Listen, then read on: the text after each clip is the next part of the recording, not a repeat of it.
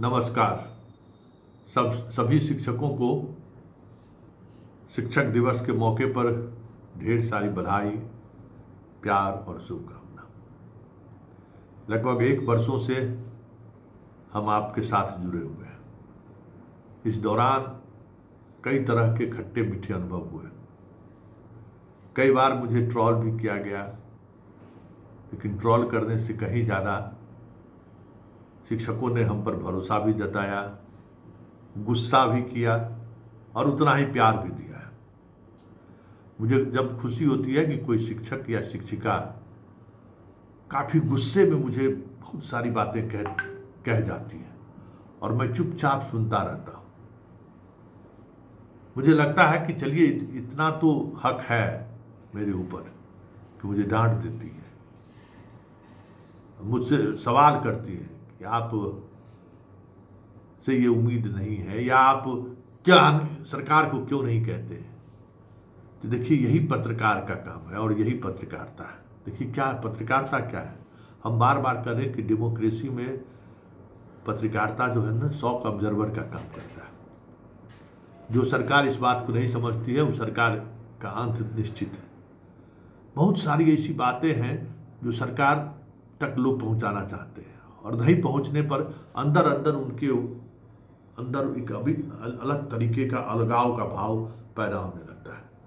Media उसी अलगाव के भाव को कंट्रोल नियंत्रित करता है।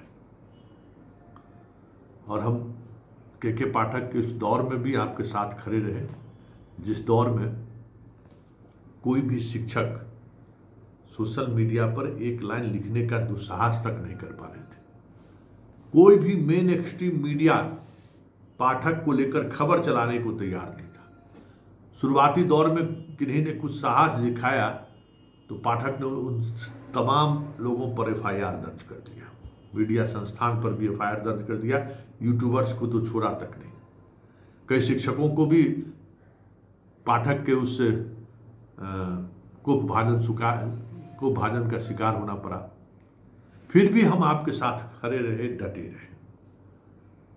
बीच के दिनों में लगा कि अब बहुत हो गया शिक्षा पर और अब शिक्षा से बाहर निकलना चाहिए, बहुत सारी दुनिया है।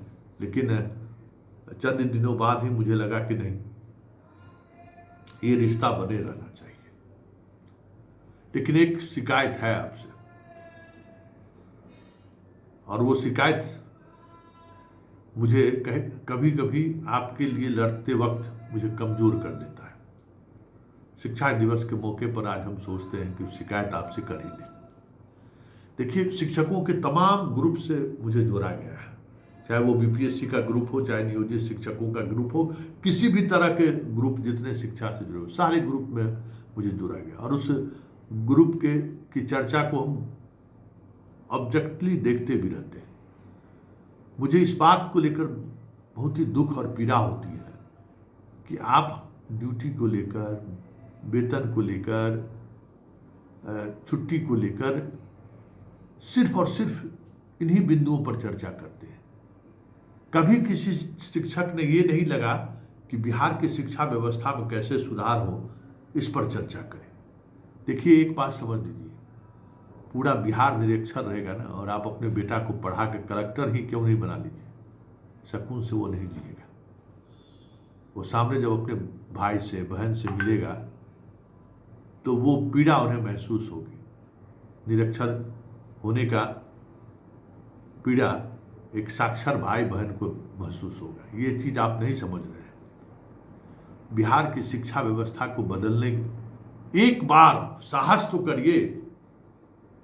सरकार कितनी भी तरीके से आपको प्रताड़ित करने की कोशिश कर रहा हो, मानसिक तौर पर आपको परेशान कर रहा है, लेकिन एक बार आप सब लोग मिलकर बिहार की बदलने की ठान लीजिए। ये देखिए, ये बिहार का बदलाव नहीं है, आप अपना आप में बदलाव लाइएगा।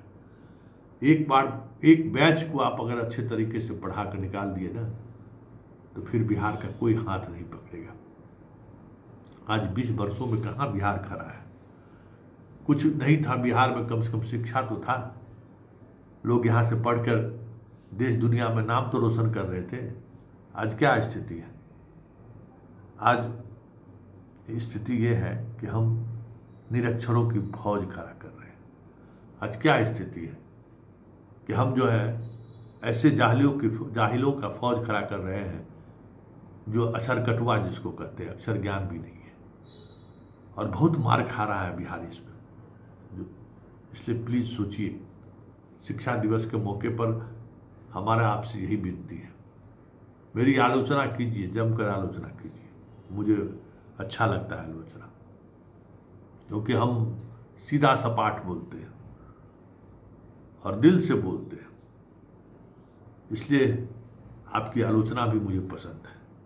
लेकिन एक बात जरूर है जिस पर आपको गौर करनी चाहिए कि कभी आप देखिए कि आप स्कूल में जाकर कर क्या रहे हैं।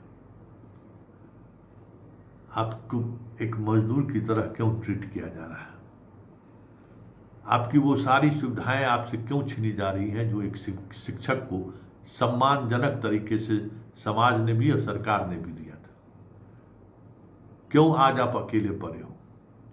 समाज का कोई भी वर्ग आपके साथ क्यों नहीं खड़ा है? मनन करिए, सोचिए। वक्त बदलते देर नहीं लगता है, और आप इस भ्रम में मत रहिए कि हम 5 लाख और 6 लाख हैं, किसी सरकार को उसकी हैसियत जता देंगे। कभी नहीं जता सकते,